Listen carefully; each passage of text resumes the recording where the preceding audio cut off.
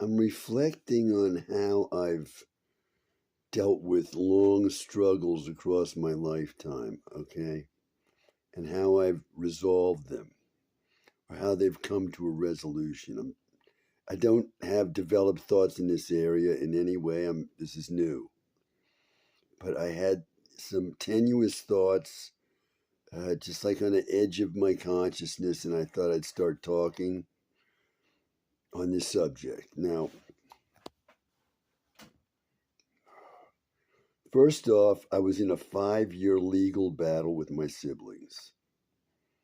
Okay. And now my lawyers were starting to turn against me in this battle, even though they had said to me it was supposed to be one, but there were presently 3 lawyers in the law firm we were dealing with, and they were saying I was clearly the good guy and clearly the guy who was right in bringing a lawsuit against these siblings. And yet 5 years passed and they were unable to do anything to win this battle. And across the 5 years, the entirety of the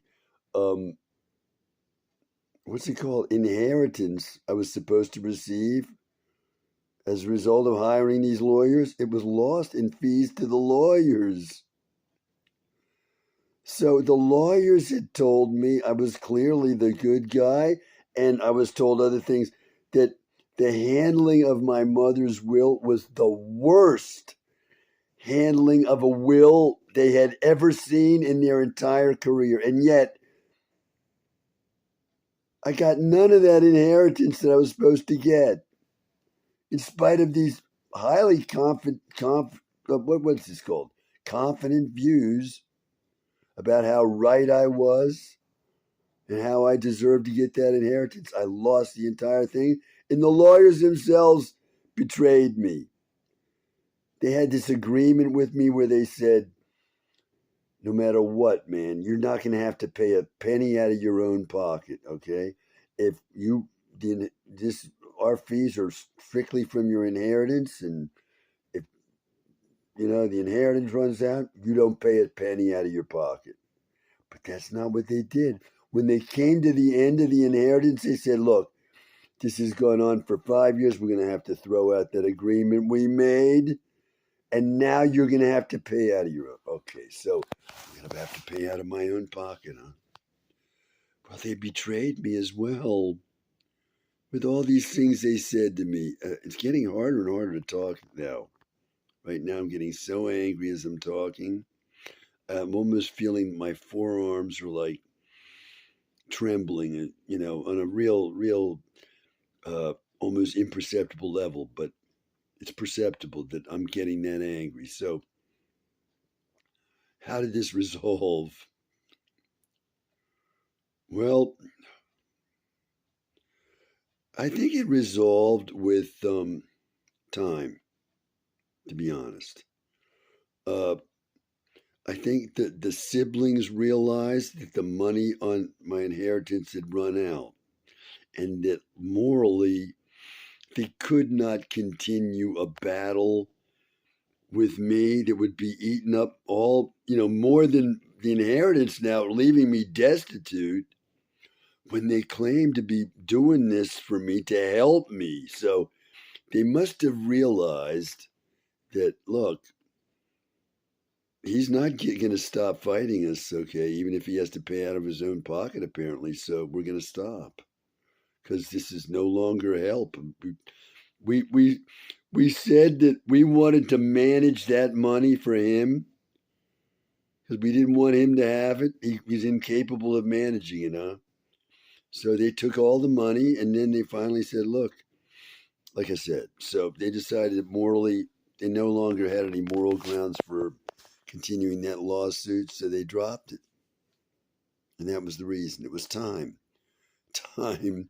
Time brought that to an end. So it wasn't me. It was me in the respect that I did not give up.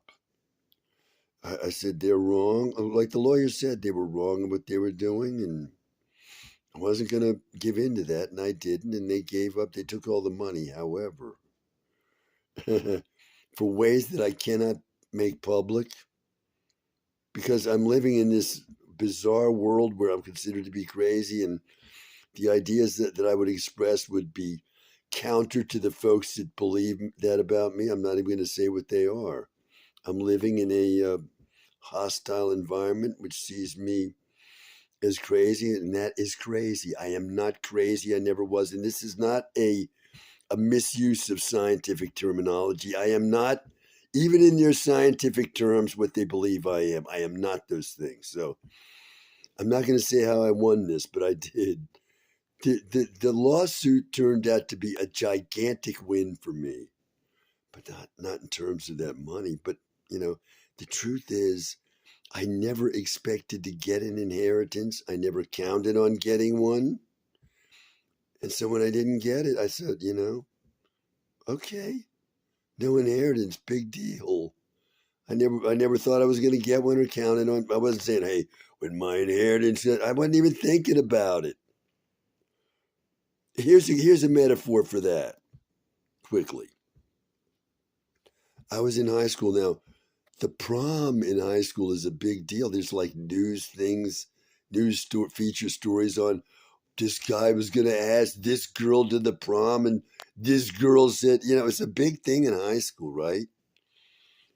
And we had a son. We still have our son, of course, and our son graduated from high school. He went to his prom, and he went to other proms.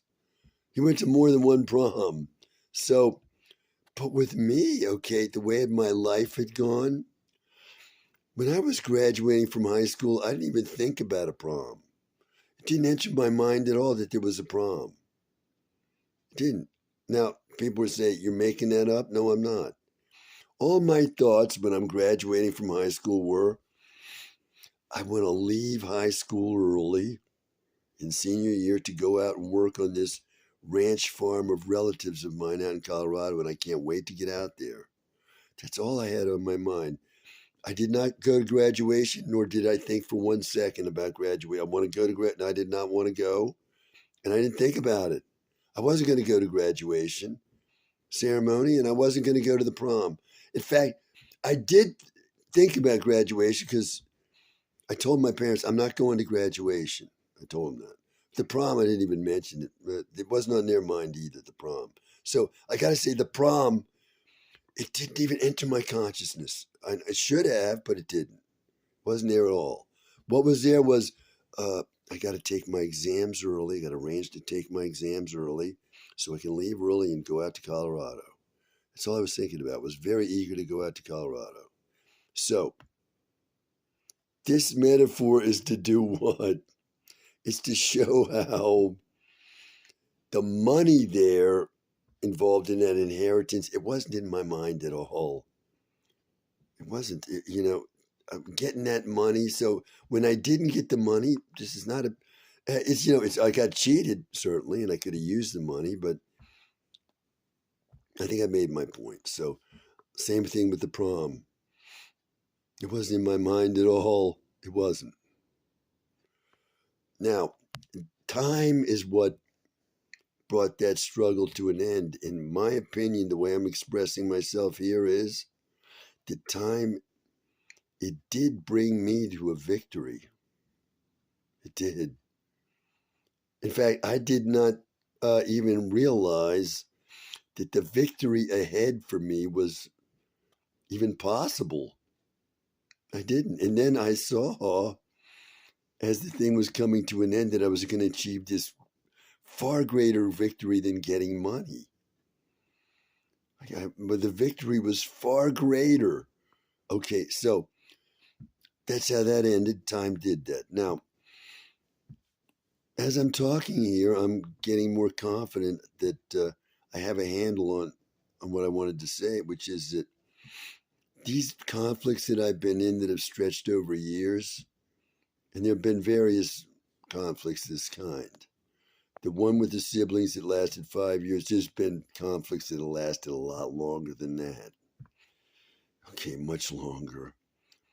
And I can see now through a kind of fog because I'm thinking about a lot of things all at once now. I'm seeing here that time has been my friend. Okay, it has been a kind of enemy. Like I've said that I'm somebody who suffered from delayed maturation as a young teen, and I did, and that was very hard to get through. It was very, very tough to be in delayed maturation. Everybody else is having all these experiences and having a life when they're all developing along similar lines. And I know that time is not easy for anybody, but when you're excluded from all the experiences, even the bad ones people have, you're going to suffer a deprivation, which can be very, very tough to deal with. Far tougher than the experiences themselves that you might have had you not had that delayed maturation. So, time was no friend of mine then, but you know, I've noticed that time has been my friend in bringing me to victories I never dreamed I'd get to it. And here's one that's happened. When I'm a young man, I start getting interested in Judaism for no reason at all. And that interest stretches like over the next 40 years of my life until I finally get the courage to break with Christianity and say, look, I don't want this anymore. I don't like it. And I'm going to become Jewish, okay? And I got to say that time was my friend in that, okay? And it brought me to a successful conversion, which is one of the best things that's happened in my adult life. It really is. So, it took 40 years, but it resulted in uh, a conversion that I'm very, very happy with. Okay. And, well, that's an example of how time has been my friend. Okay. And another way time has been my friend is in resolving a question like this. In that case, dissatisfaction with Christianity. Okay. Time finally solved that. It got me out of Christianity in a safe and satisfying way. So here's another example of how time has been my friend. I'm somebody who's suffered major injustices in my life. Okay, and across time, I have been proving that these injustices, were injustices simply, but by what I've been doing across time to show that what I've been doing across time completely wrecks any arguments people might have that there was any basis to these injustices that justified them, that it's not there at all. And you can see that through time. Time has been proving that things that happened to me were outrageously unjust. And time has been showing that. So there's time has been my friend there. And I could go in more detail, but I don't feel like I want to, right now. So I'm saying that it looks to me like as my life is coming to an end, and that's not easy either, because if you've had a life that hasn't been a good one, has been one you've been happy with, and it's coming to an end. What does that mean? It means you missed out. your life has been a loss, basically. You lived for nothing almost. It's that kind of thing. What'd you live for? You get a single thing you wanted and so on. Things didn't work the way you wanted them to. Yeah. Yeah, you in time you made up for losses in certain ways, but as a whole you say you're a loser in life, basically, a victim and a loser. So it's great. A life like that's coming to an end, and you're going to be happy. Well, I say to myself, it looks to me like time is heading me toward what's called salvation. By who? The Lord. The Lord who called me to Judaism as a young man. That's where my salvation is. It's not. It's not in this life that was advertised to me in the culture I've been raised in, and uh, in experiences that I've had across my lifetime. That's not where it's at. It's where the Lord is showing me salvation is for me, and it looks from everything I see that there is a victory for me ahead, and it's going to be far greater than I knew or that I can even know now. And as I'm talking, I'm thinking, isn't that basically what religion teaches? It is. From childhood, when I was in Christianity, I was taught the same thing, that you're to do the right thing in your life, whether people realize it's the right thing or not, whether people see you doing it or give you recognition, or you get a reward, or whatever. You do the right thing, and God will reward you. That's where your reward will be. Well, that's what I was taught as a child. And now, as an old man, I see, when I look back across my lifetime, that is the truest part of my entire experience in this life. That what I was taught back then about doing the right thing and hanging on in time to the right thing, this is really what it's all about. That's the best I can do to express myself, and that I find that there is, how do I say this? There is, I don't want to say satisfaction, gratification. I don't even want to say peace in this idea coming true. Uh, I don't know what you. I don't know the word. I'm gonna have to think more on what it means that I can see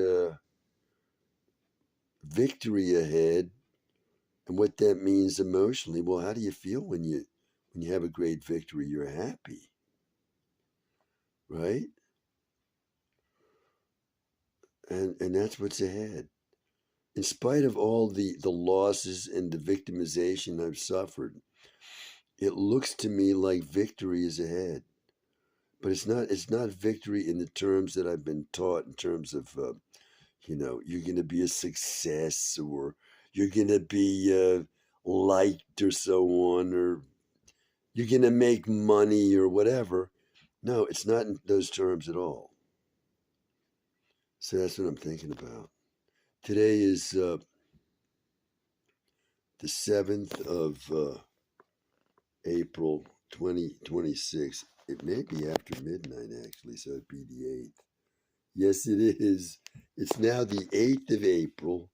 So the time is, it looks like it's 12:35 a.m. So just starting out on the 8th of April, 2026, a Tuesday.